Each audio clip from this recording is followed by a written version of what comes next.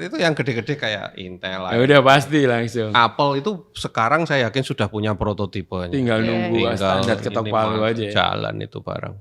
Nah kita akan jadi market. Selalu jadi market. Selalu jadi market. Karena lebih enak Pak, komisinya lebih tinggi. Itu tadi.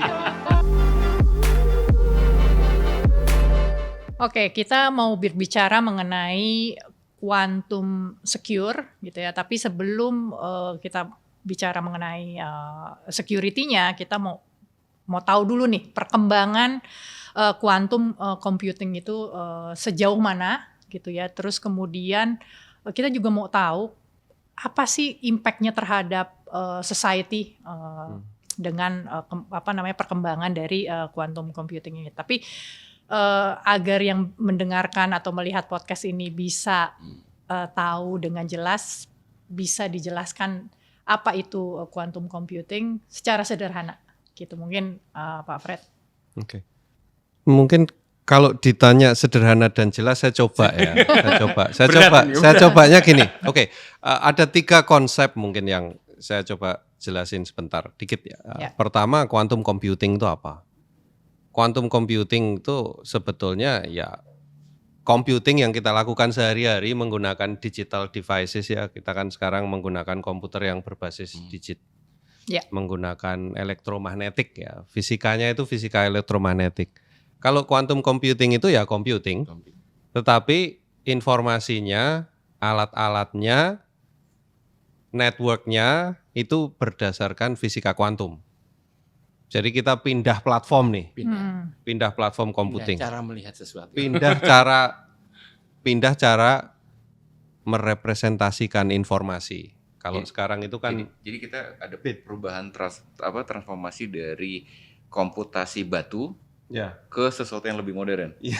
Silikon kan batu ya. Betul. Oke.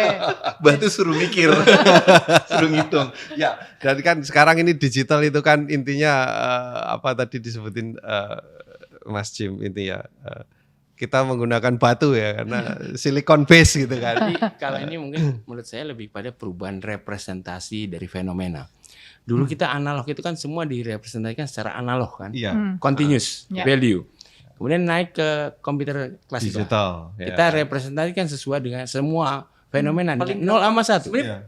Analogi yang paling gampang sih ya, udah ada di society saat ini. Dulu kita cuma kenal 2 gender. Sekarang prononnya banyak. Karena memang di computing itu adalah ketidakpastian dalam menentukan fenomena. Itu jadi cara kita melihat, kita sebut barang lah fenomena itu yang berbeda dari 3 jenis komputasi. So kita cuman ganti platform. Tapi di belakang ganti platform itu ganti teori fisika. Fisikanya itu bukan lagi electrical engineering, bukan elektromagnetism, tapi kita pindah ke kuantum. Mekanika kuantum lah Pak. Mekanikanya mekanika kuantum. Jadi di situ misalnya kita nggak bisa merepresentasikannya sebagai 0, 1 dan sebagainya. Ini sekarang jadi probabilistik. Ya, jadi dengan probabilitas sekian dia akan jadi itu, dengan probabilitas sekian dia akan jadi ini. Kenapa sih kok kita merepotkan diri pindah ke platform kuantum gitu ya? Karena sebetulnya ada beberapa fenomena yang tidak bisa dihitung secara efisien. Sekali lagi tidak bisa dihitung secara efisien menggunakan komputer digital. Contohnya sistem-sistem non-linear. Seperti apa? Meramalkan cuaca, modeling yang kompleks ya. Misalnya kalau kita pengen mendesain obat tertentu, disimulasikan dengan cara kuantum itu secara teoretis akan jadi lebih cepat. Jadi intinya tuh sebenarnya secara umum quantum computing ini tidak melulu melihat dari sisi keamanan atau kriptografinya. Jadi motivasi awalnya adalah yuk kita bikin, karena kita berurusan dengan fenomena-fenomena alam yang nggak bisa dihitung, disimulasikan menggunakan komputer digital. Ya kita menggunakan apa dong kalau digital kurang? Ya, what is the best physics we know? Apa teori fisika terbaik yang kita tahu? Quantum mechanics. Oke, mari kita pindah quantum mechanics. Nah, di situ kemudian postulat-postulat komputasi itu jadi berubah semua. Ya kan? Alat-alatnya apa? Nah, kalau kita pengen sukses melakukan komputasi kuantum, ya alat-alatnya harus kuantum. Jadi apa? Representasinya menggunakan foton, menggunakan optik. Menggunakan optik. Jadi ini berubah. Jadi nggak bisa pakai komputer biasa itu dong, nggak bisa. Nah, ini kan sekitar idenya untuk bikin kuantum komputer itu keluar sekitar tahun 80-an ya, 81, 82. Nah, kemudian ketika ini berkembang, teman-teman di fisika, di theoretical computer science, di matematika mengembangkan ini sekitar pertengahan tahun 90-an itu ada perkembangan yang mengarah ke begini. Kalau kita punya kuantum komputer, maka kita bisa menyerang sistem kriptografi yang sekarang existing. Tapi depannya itu ya hati-hati, di media seringkali disebutkan ini udah hancur dan sebagainya. Depannya disebutkan kalau. Asumsi awalnya. Kalau, dan kalaunya ini if-nya ini big if gitu. Berarti jadi quantum computing itu mengarah ke mana? Ke non-linear system untuk ngedesain obat, ngelihat stock market, ngelihat macam-macam. Salah satunya adalah, hey, kalau kita punya quantum komputer yang skala dari sekian ke atas, itu dia bisa menghancurkan mayoritas sistem kriptografi publik yang kita pakai. Kenapa? Karena algoritma yang kita pakai sekarang, RSA, kurva eliptik, itu terserang Dewantini. Kan asumsi keamanan kriptografi kita adalah kalau lawan punya digital komputer skala besar, dia nggak bisa nyerang. Nah, kalau lawan punya kuantum komputer, nah urusannya lain lagi. Nah, ini tahun 90-an ya. Itu masih teori semua tuh. Kalau dibaca abstrak papernya itu selalu di depan if atau assuming gitu kan. Waktu itu kan ya oke, interesting, terbit jadi paper di jurnal-jurnal jurnal-jurnal teoretik gitu ya, fisika, computer science, nobody cares gitu kan. Tapi begitu ini bisa buat nyerang, apa yang kena? Banking system kita kena. Banking system kita kan pakai kurva eliptik. Mobile communication kita kena, semuanya kena. Apakah menyerang semuanya? Enggak. Advanced encryption system masih aman, kurang lebih. Kuncinya aja diperpanjang ya, hashing masih aman. Saya nggak mau masuk ke detail matematikanya, tapi intinya hype di media atau kebanyakan orang yang bicara nggak begitu paham, ngomongnya semua sistem ini hancur, enggak. Tapi kan 99% sistem komunikasi kita itu menggunakan kunci simetrik. Yang 1% menggunakan yang publik. Nah, yang publik itu kena. Nah, pertanyaannya kalau cuma 1% yang kena ngapain lu ribet gitu. Tapi yang 1% ini adalah enabling dari yang 99% itu. Jadi kalau yang 1% ini nggak jalan, lainnya juga bahaya gitu kan. Nah, ini quantum computing in general. Quantum kriptografi itu apa? Quantum kriptografi itu bagaimana kita menggunakan fisika kuantum untuk melakukan tugas-tugas kriptografi. Misalnya apa? Pertukaran kunci. Bikin kunci buat randomness generation. Nah, itu di sini terkenal teknologi-teknologi seperti quantum key distribution. Jadi quantum kriptografi itu arahnya ke situ. Nah, yang quantum secure ini apalagi nih? Makhluk apalagi nih? Quantum secure itu sebetulnya toolsnya completely digital. Pertanyaan yang di quantum secure itu begini. Saya nggak punya quantum komputer skala besar. Lawan saya punya. Gimana saya bertahan? Berarti saya harus memahami, oh lawan saya itu punya perilaku seperti ini. Dia menyerang sistem matematika yang lama.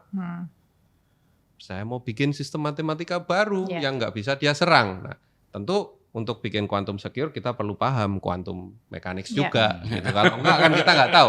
Jadi quantum secure itu awalnya secara benar-benar dedicated gitu ya, komunitas kriptografi itu mulainya mungkin sekitar beberapa tahun sesudah 95, 96. Katakanlah 2000-an lah ya, tahun 2000-an. Ya kita mulai mikirin itu matematika yang dipakai di RSA udah pecah, yang di elliptic curve pecah. Kita bikin sistem matematika baru. Nah, bikin sistem baru itu kan nggak bisa ya punya algoritma nih, pakai gitu kan. Ini harus komunitas internasional semuanya ngecek keamanan, performa, dia terikat paten enggak, punya miliknya satu negara atau satu korporasi enggak. Terus satunya lagi, ini yang sangat penting, jarang dibahas, mahal enggak transisinya. Karena itu dari 3 hal ini, kalau saya melihatnya untuk kebutuhan kita di Asia Tenggara, katakanlah di Indonesia specifically, berapa yang bisa quantum computing? Belum lagi habis itu kalau kita beli infrastruktur baru, beli infrastruktur baru, beli alat-alat baru, duitnya dari mana? Betul, Bisa jalanin nggak? Makanya saya mikirnya solusi yang murah dan efektif kita pakai quantum secure. Ya. Nah, sekarang tahapnya di mana? Tahapnya itu kita sudah punya 4 algoritma baru, yang satu untuk penggantinya RSA, nama aslinya Kyber. Nah, sekarang karena dia jadi standar, namanya jadi MLKEM, jadi jelek. Aku lebih seneng Kyber gitu ya, tapi gampang ya. Kayak Advanced Encryption System itu kan dulu namanya Rindel gitu. Sekarang jadi. Nah, oke. Terus yang 3 ini untuk tanda tangan digital. Jadi yang 4 ini sudah distandarkan. Tahun ini bulan depan April ini akan ada meeting besar di Maryland. Itu akan ketok palu kelihatannya. Nah, sementara itu kita masih punya beberapa algoritma lagi. Jadi quantum secure ini toolsnya completely digital. Kita nggak perlu bikin baru. Kita bisa memanfaatkan alat-alat yang kita punya, tetapi algoritma sama modulnya baru. Yeah. Nah, kalau kita bikin hal baru, pertama kan time tested apa enggak nih? Makanya kita nggak bisa cuman punya satu. Kita perlu punya banyak. Nah, yang tadi yang pengganti RSA itu kan baru satu tuh. Kita lagi mikirin bikin beberapa yang lain. Yang matematikanya beda banget. Kenapa? Kalau yang satu ini kena serang, yang satunya masih aman gitu loh. Nah, tapi kemudian kan pertimbangan lainnya performanya gimana? Kalau kita ngomongin SDM, ya kita harus belajar sistem matematika baru, sistem pengkodean yang bisa masang yang baru ini, memodifikasi hardware, instruction setnya perlu baru kan? Nah, karena itu meskipun kuantum komputer skala besar itu masih belum bisa dibangun, jadi kita nggak perlu kehilangan tidurnya sekarang gitu ya. Tapi who knows gitu kan, orang-orang anak-anak adik-adik kita yang pinter-pinter ini punya ide besar, mereka bikin selesai kita. Jadi sekarang ini tahapnya di kriptografi internasional adalah bagaimana kita melakukan transisi dengan baik. Kita di tahap itu. Nah, untuk Indonesia sih menurutku saat ini kita masih belum bisa jadi leader.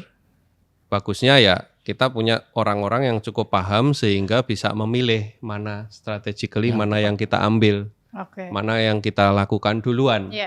Nunggu SDM-nya nggak kekejar nanti. Tapi setidaknya di level itu kita. Dari sisi apakah perlu banget belajar kuantum mekanik sampai dalam? Enggak, sebetulnya lebih penting belajar teknik matematika dan implementasinya. Kalau kita melihat new technology itu biasanya, dan kita lihat lagi ke industri, kebutuhan di industri itu apakah sudah sampai tahap harus menggunakan quantum computer atau tidak gitu ya, pertanyaannya seperti itu. Karena kita tahu ya teknologi itu banyak didrive oleh perusahaan-perusahaan teknologi gitu ya. Jadi hype-nya juga diangkat oleh perusahaan-perusahaan teknologi ini. Tapi kalau kita melihat dari sisi ada teknologi yang bisa solve complex problem gitu ya, si quantum computer ini, dan ini bagus nih gitu. Tapi apakah teknologi ini applicable untuk industri-industri di Indonesia gitu, dari sisi cost gitu ya, dari sisi efisiensi, talent dan lain-lain gitu, atau yang sudah ada sekarang ini sebetulnya sudah cukup kok gitu. Itu gimana? Kita itu ngomong sistem kita secure itu kan tergantung asumsi lawan kita siapa dan berapa lama sistem ini perlu diproteksi.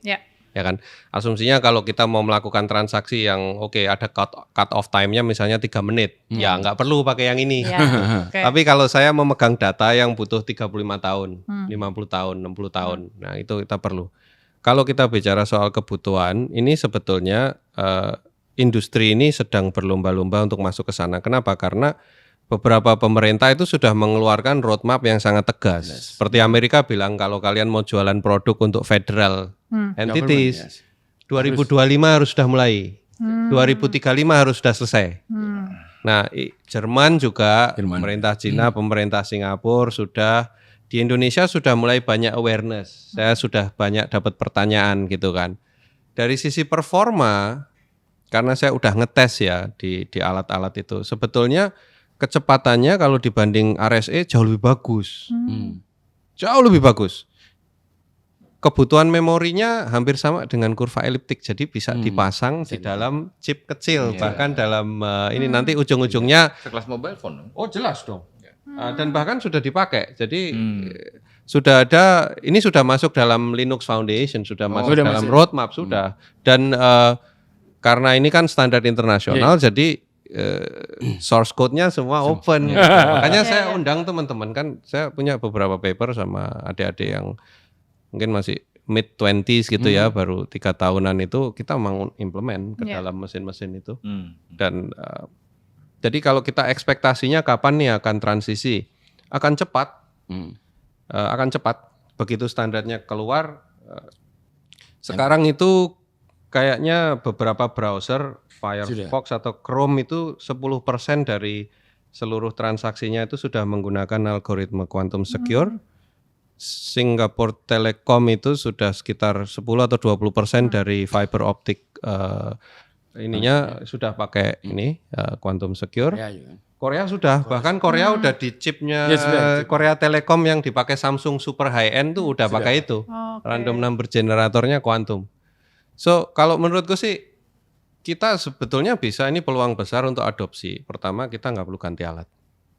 Kedua, ini bisa dilakukan bahkan efisiensinya lebih bagus dibandingkan yang sistem-sistem sebelumnya.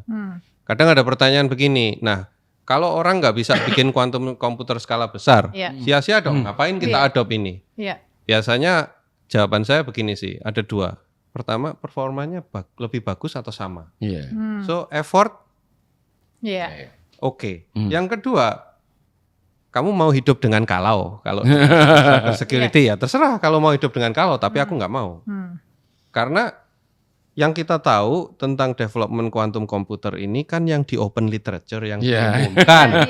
Nah, yang rahasia. Saya kan sudah mengerjakan ini dari tahun 2003 gitu loh. Kita sering conference itu ketemu orang-orang yang namanya itu nggak pernah ada di paper yang terbit. So who are these people kan kita tahu background mereka gitu loh. Bahkan saya sendiri ada banyak paper yang nggak terbit gitu loh. Karena memang yang nggak untuk konsumsi umum. Tidak boleh terbit kan. Nah, kayak gitu. Jadi, do you want to play with that, gitu kan? Kalau sekarang kita balik ke misalnya Indonesia ya. Di Indonesia sendiri kan kalau kita ngomongin ancaman, kayaknya ngomongin kuantum komputer. Kita ngomongin yang konvensional aja gitu ya, PR-nya banyak sekali gitu. Nanti saya bisa tahu nih kalau industri akan ngomongin, apa lagi sih ini gitu. Kita kan mau bisnis gitu. Nanti ada akun Instagram Lambe Quantum. Tapi driven itu buat Gen Z ya. Karena kayak di Amerika itu udah jadi undang-undang. Namanya Quantum Cyber Security Preparedness Act. Act. Udah tanda tangan Kongres sudah. Dan Departemen Homeland Security-nya udah ngeluarin. Saya nggak tahu, saya bisa ngomong kayak gini nggak, tapi teman-teman saya di Cina itu yang juga ngurusin itu, mereka punya draft itu. Korea sudah sangat karena maju. Memang kalau kita bicara aspek negara dan pertahanan kan tidak menghitung aspek keuntungan. Betul. Karena risiko bagi mereka itu bukan risiko uang hilang. Risikonya sovereignty, itu kan salah satu risiko. Nah sehingga bagi mereka itu tidak ada hitung-hitungan, ini akan lebih murah atau tidak, tapi selalu lebih aman atau lebih sovereign atau tidak. Nah ini makanya kenapa negara-negara itu sudah membuat roadmap, karena walaupun bukan yang pakai quantum processor, walaupun dia dengan tetap teknologi biasa, ini akan menambah jaminan sovereignty mereka. Nah ini yang menjadi masalah di Indonesia adalah suara yang terdengar. Ini kita bicara pembuat kebijakan, adalah kalau kita implement di quantum, kita butuh perangkat keras yang berubah. Nah ini yang terdengar. Nah kalau quantum secure kan enggak.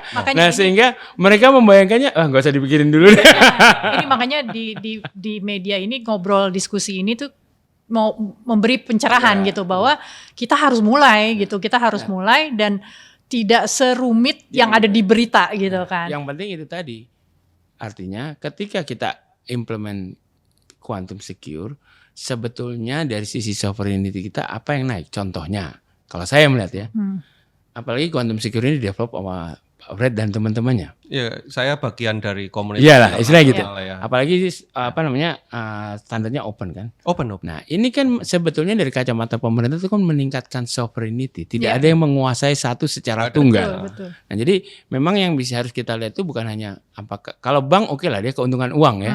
Cuma kalau kita bicara negara layanan publik, kita kan lebih pada kepentingan publik istilahnya. Betul. Dan di mana salah satunya adalah sovereignty negara. Jadi mungkin maksudnya dengan acara ini kan kita memberikan ini loh sebetulnya quantum security itu seperti ini. Bukan, walaupun memang ketika saya ngelihat demo pertama si quantum computing itu ya pakai optical semua lah ya, dicebit. Quantum key Semua ya itu QKD. Nah, sayangnya orang lari memikirkannya ke situ ya. gitu. Sehingga takut lah gitu. Kasih catatan tentang QKD itu ya. Quantum key distribution itu kayak di Singapura mereka pakai dua-duanya, quantum secure sama quantum key distribution. Why? Karena mereka udah dari tahun 2009 punya Center of Quantum Technology. Kok tahu? Saya dulu kerja di situ. Saya 15 bulan di situ kerja di situ. So they have the technology. NSA sendiri mengeluarkan direktif ini jangan dipakai dulu di tempat di Amerika secara umum, kecuali untuk testing ya. Kenapa? Karena ini bisa diserang dari sisi availability-nya. Alat-alat ini mahal dan bisa diserang dari sisi availability. Nah, tapi memang di banyak tempat mereka menggunakan dua kombinasi ini. Jadi mereka menggunakan, kalau yang quantum key distribution itu kayak 50-50. Ada bagian quantum fisiknya, ada bagian pre-processing sama post-processing yang hanya optik aja cukup. Ya. Tapi kalau saya melihatnya begini, mana yang murah atau free, yang available nggak ada batasannya, kita tinggal menggunakan yang ada gitu ya, udah dites, terus juga dari sisi scalability, daripada kita bikin alat-alat itu nggak sendiri. bisa diproyekin dong. Itu nggak tahu ya, mungkin pikiran saya terlalu naif, karena kita kan mikirnya ini optimisasi. Optimisasi ya. Kalau proyeknya itu consulting aja, jamnya dinaikin, harganya kan kita bisa ngomong. Ada berapa pakar kuantum? Ya kan? Ada berapa pakar kuantum di sini? Oke, sekarang kita mau tahu mulai dari mana? Kalau misalnya let's say Indonesia, yuk kita mulai nih adopt quantum secure. Mulainya tuh dari mana ya? Jangan belajar matematikanya dulu. Lihat source code-nya. Ambil source code, ada di Open Quantum Safe misalnya. Kalau misalnya butuh tahu matematikanya ya panggil saya. Atau ada beberapa ahli Indonesia. Ada satu kolega saya di NTU juga. Cuman ya itu permasalahannya kebanyakan kami ya karena di luar demandnya tinggi ya kami tetap di sana gitu. Lagi mas koneksi. Keberuntungan. Saya itu kan beruntung dan kebetulan connect. Dapat guru yang nyekolahin saya gitu ya, membimbing sampai selesai gitu. Akhirnya dapat kesempatan. Ya kita punya beberapa orang Indonesia yang paham ini, tetapi ya kebanyakan di luar. Di Poltek Sandi ada satu ada. Nah, ini menurut saya kita belajar adopsinya, lihat softwarenya, lihat implementasi di hardware yang sudah ada. Kita mulai belajar, ini nanti kalau digabungkan dengan sistemku seperti apa. Sebenarnya itu bisa diperlakukan seperti algoritma biasa seperti RSA atau profile elliptic. Kalau cara pandang buat orang awam yang mau belajar dan segala macam bisa nanya ChatGPT kok untuk bisa tahu apakah improve-nya seperti apa. Memang kalau melihat Indonesia, saya kembali lagi bagaimana kita mempelajari. Salah satu masalah di Indonesia itu kan kita ahli kuantumnya banyak, tapi biasanya di fisika. Matematikanya banyak, yang ngoprek di software sama misalnya elektronik, kombinasi. Mereka ini jarang berkamu. Itu masalah. Jadi makanya tadi mulai. Kedua, sayangnya di pendidikan Indonesia orang itu diharapkan linear. Ya itu linear. Padahal pasti kan enggak. Saya di fisika teoretik. Kalau di Indonesia, akhirnya kalau kita mau ingin mencari, misalnya saya ingin nyari orang elektro yang paham fisika yang kayak gitu. Semua, itu sulit karena mereka akan menjaga jati diri prodinya. Nah, ini masalah berikutnya. Jadi guru besar. Jadi gimana solusinya? Ya solusinya kita harus punya platform di antara di mana atau komunitas yang memungkinkan mereka wadah ya untuk bisa ngobrol. Karena saya yakin ya kebetulan saya dulu fisika banyak lah yang ngerti matematika kuantum banyak. Pasti. Yang ngerti coding banyak. Yang ngerti kripto banyak. Cuma ini nggak ketemu gitu. Karena wadahnya ya secara kurang peraturan sulit mempertemukan mereka gitu. Selama aliran linearitas itu dipegang itu sulit. Orang-orang tadi menarik sekali Pak Madi nyebutin non-linearity. Peter Shor yang punya Shor algoritma itu sangat non-linear. Kimia, computer science, matematika. Untung dia tidak di Indonesia ya. Appointment-nya itu di Applied Mathematics and Physics.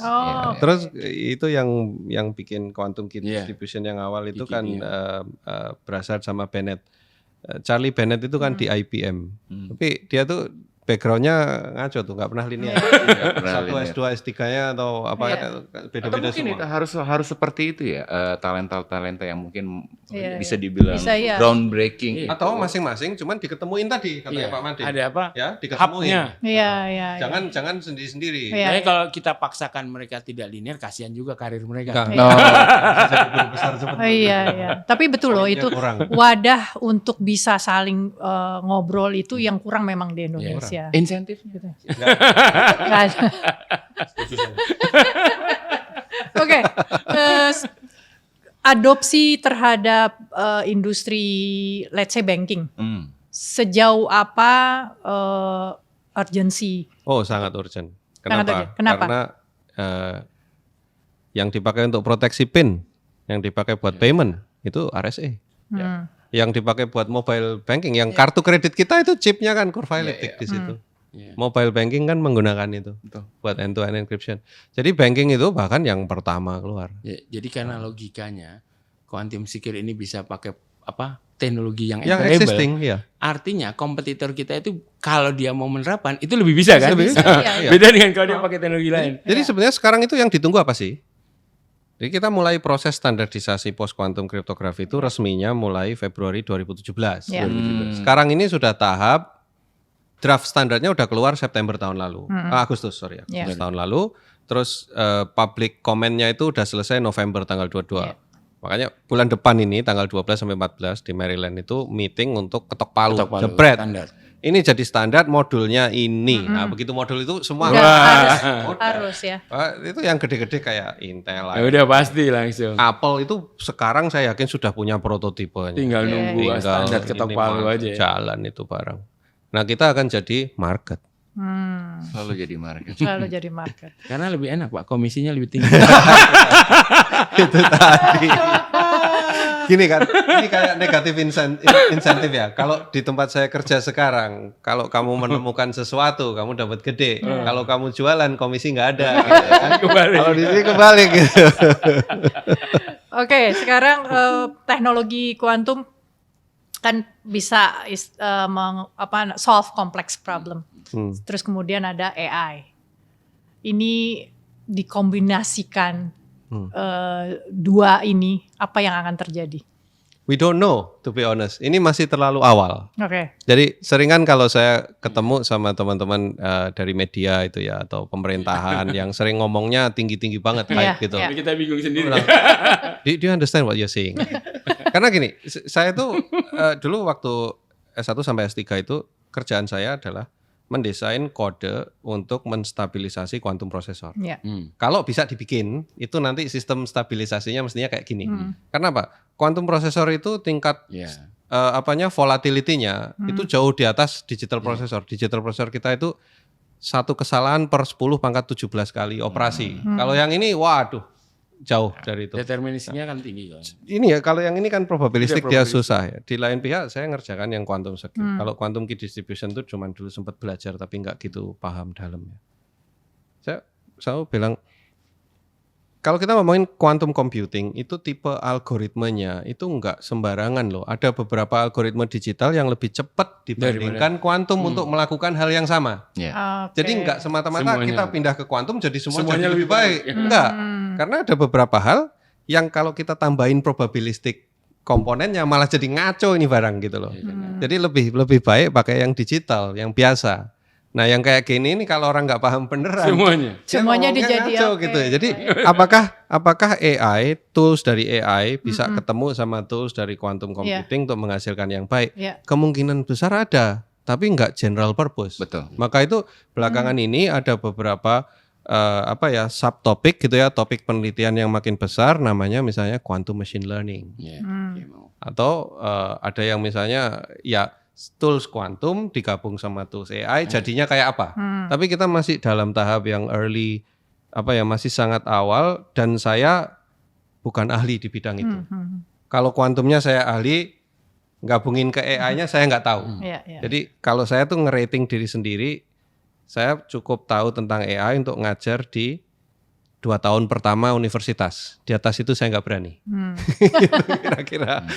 Jadi belum ketahuan ya seperti masih apa. Early, ya.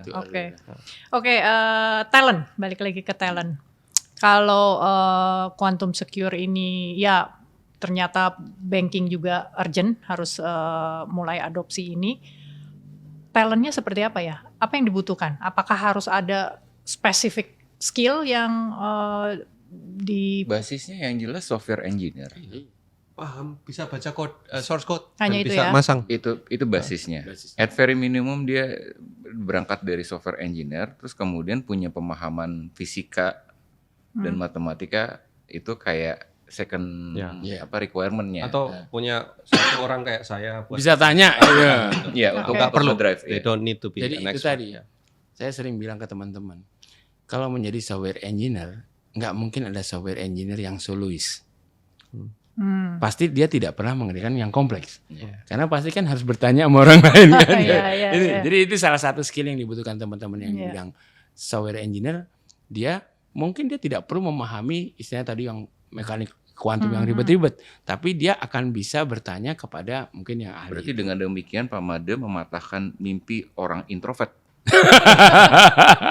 Mimpinya apa? Mimpinya introvert itu apa? Bekerja sendiri. Atau kerja sama introvert. Kan harus introvert. Komunikasinya kan mereka nyaman. Benar juga. Karena saya punya beberapa group of introvert. And they work well. Jadi sosialnya mereka antar introvert. Intinya sih kalau yang sekarang bisa ngerjakan software development atau bisa ngerti tentang kriptografi yang konvensional sekarang, cuman perlu di-upgrade beberapa hal. Kalau mereka untuk jadi praktisi atau implementer itu udah bisa mestinya. Cuman perlu memang ada 1, 2, 3 orang yang ngelihat gambaran umumnya terus bilang, don't do that, please do this. Kayak gitu bisa. Oke. Kolaborasi, kita bicara kolaborasi pemerintah, akademisi, industri, apa yang bisa dilakukan ya untuk supaya kita prepare nih ke arah sana gitu. Apa yang bisa dilakukan pemerintah, akademisi dan industri menurut pendapat Pak Made, Fred, Jim? Kalau saya sih simpel, sering ngumpul-ngumpul karena begini, di Indonesia nih ya lucunya.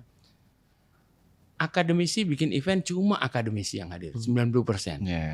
Industri bikin event, industri aja semua yang hadir. Golongan ya. Pemerintah sama juga. Terus gimana bisa nyambung? Nah, kita cerita whatever lah, pentahelix apa, ngumpulnya aja nggak pernah. Jadi kalau saya nih International Conference komputer misalnya kampus yang bikin Pak, saya bisa jamin 90% yang hadir itu dosen, Pak. Nggak ada orang industri.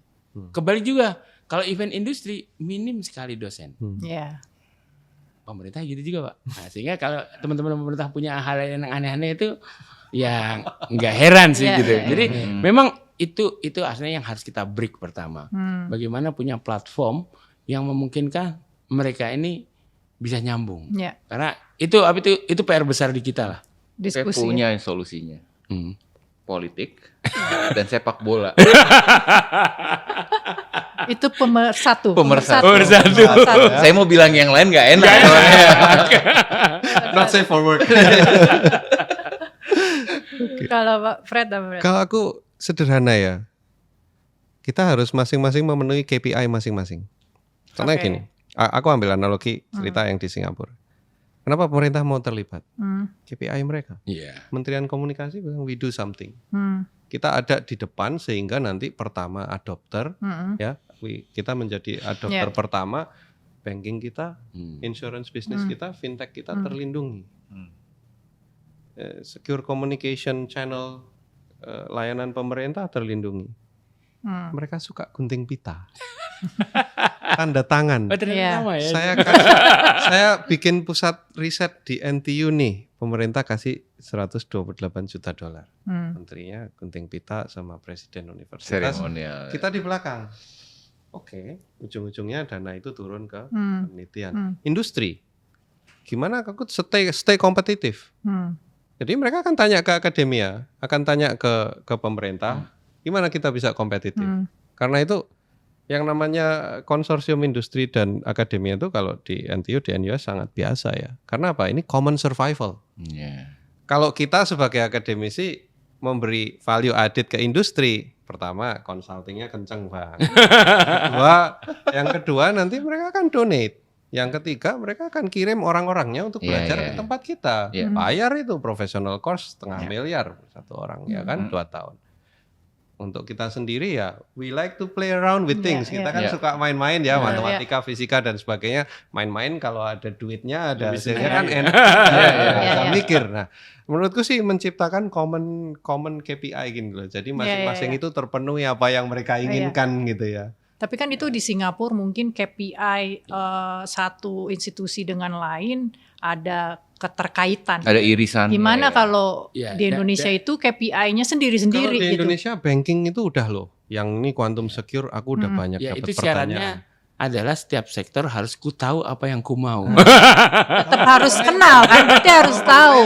Jualannya adalah kemandirian nasional dan ketahanan. Sovereignty dan ketahanan. buat ini. Itu. Karena kalau masalah hanya uang itu bisa tidak ekonomis, tidak pragmatis. Kalau pendekatan pragmatis sulit ya. Kalau seperti ini kan lebih kepada pertahanan ketahanan. Ya, sovereignty itu lebih pada defense and sovereignty lebih dominan kalau kita bicara skill. Dan ini peluang besar karena algoritma seperti ini yang distandarkan internasional. Kita nggak perlu repot ikutan bikin sendiri secara nasional. Udah jadi loh. Nah kadang-kadang ada yang tanya kan, kalau kita pakai algoritma internasional yang kayak gitu aman nggak? Tuh ntar disusupin yang macam-macam. Pertanyaanku sederhana aja. Kalau kita lihat peristiwa-peristiwa besar di cyber security, ada nggak sih karena algoritmanya? Implementasi. Nggak ada.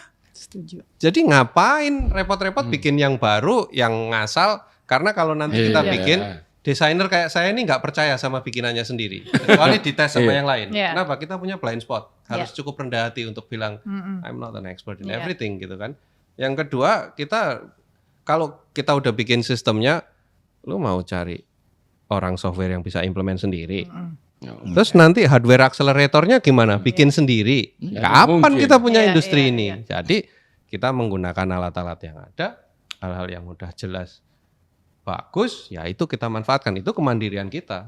Lebih pragmatis jadinya. Iya. Dan nggak perlu modal besar. Kemandirian itu kan sebetulnya. Terus kebanggaannya di mana? Bukan kemandirian. Adopsi untuk kebutuhan kita. Kan kemandirian bukan karena label sebetulnya bukan hal itu dibuat kita, tapi kita yang menentukan sendiri mana yang kita pakai. Menentukan itu dalam arti saya pilih teknologi ini karena saya membutuhkan. Kedua, saya sudah memeriksa, walaupun saya bisa nyuruh orang lain meriksa, sehingga saya yakin ini oke. Tapi kan itu emang dasarnya open source. Jadi kayak banyak mata untuk melihat dan mencoba dan segala macam. Tapi kan ingat kita punya sejarah gelap di mana kebanggaan kalau bukan dari itu mindset yang keliru banget dari sisi karena kan kriptografi sekarang kan sudah berubah dari cara kita mengklaim TKDN sebenarnya. Itu caranya bukan komponennya di sini atau tidak. Atau sovereignty lah. Sovereignty itu lebih sekarang terutama negara Eropa memang dia membuat level. Artinya sebetulnya ketika yang penting itu sebenarnya kita yang menentukan arahnya dan kita menentukan hal itu. Bukan ini alat aman. Tapi ketika ada apa-apa, saya nggak punya pengaruh untuk melanjutkan atau tidak. Itu kan kita tidak punya kedaulatan, ya kan? Justru ketika saya misalnya ini ada saya bisa memastikan oh gue nggak yakin ini aman, saya bisa nyuruh ya orang lain untuk meriksa. Itu kan diterapkan EU ya. Saya beli aplikasi proprietary, saya punya hak untuk melihat source code dan orang lain memeriksa. Itu lebih kepada semangat seperti di itu. belakang common criteria. Betul ya, sekarang kan gitu kan. EAL 2 ke atas kan harus gitu. Catatan yang untuk itu ya, aku dapat banyak banget pertanyaan kayak itu, sama persis kayak Bang Jim tadi. Terus kemandirian kita di mana? Aku bilang, please, Indonesia itu topologinya beda banget. Makanya kalau ada teman-teman di Singapura bilang, wah kita punya sistem ini bagus, aku bilang, berapa lu? 5 juta orang? 6 juta orang? Di Indonesia BPD, BPR itu gitu. Gitu loh. Gak usah bangga dulu gitu. Kita ngomongin satu sehat. Berapa nih? Ratusan juta orang. Yang kedua, infrastruktur kita kayak apa? Bisa nggak sistem ini dibikin offline? Atau nggak perlu selalu online, offline juga. Sinkronis. Ya, terus misalnya kita pusat data nasional ada berapa? Satu di Batam, satu di mana, satu di mana lagi kan? Nah, gimana caranya supaya alat-alat ini bisa dipasang di sono, di sono, di sono? Terus gini lagi, satu lagi, budget kecil misalnya. Pemda kecil nih budget. Banyak banget ya. Tapi kan kita punya gotong royong. Share. Ya kan? Kalau misalnya pengadaannya butuh katakanlah 10 M, masing-masing ini punyanya 50 juta. Ya urunan lah. Nah gimana caranya kemandirian kita misalnya menggunakan mekanisme atau arsitektur yang memungkinkan ini terjadi. How can we do that? Gitu kan. Menurutku cuannya banyak. Oke, Jim, dari sisi industri gimana menurut Jim?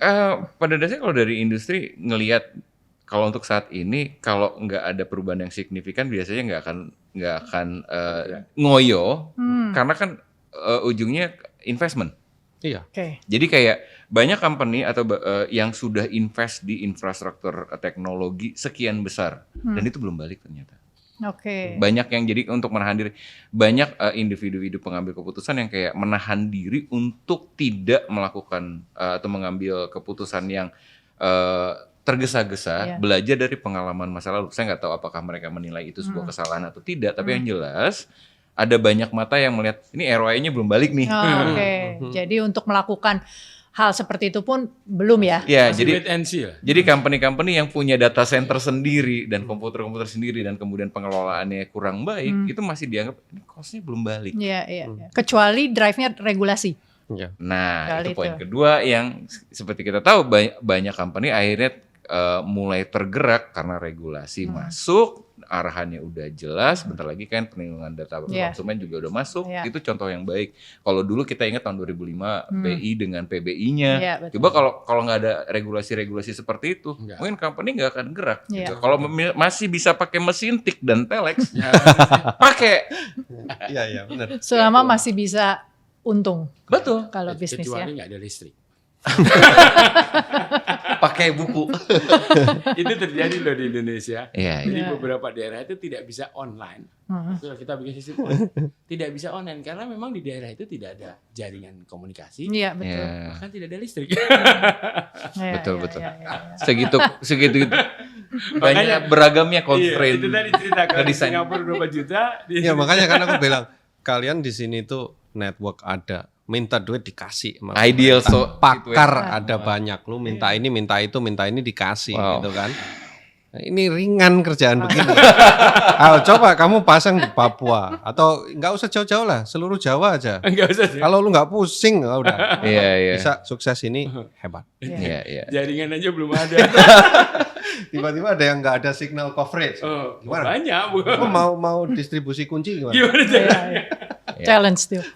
Oke, terima kasih ketiga narasumber kita untuk diskusi yang sangat seru. Tadi kita kayak kita kayak ngobrol lama nggak ketemu. Sekali lagi terima kasih sudah bisa melihat podcast ini. Jangan lupa tonton yang sebelum-sebelumnya dan selanjutnya. Semoga bermanfaat. Terima kasih. Baik, terima kasih.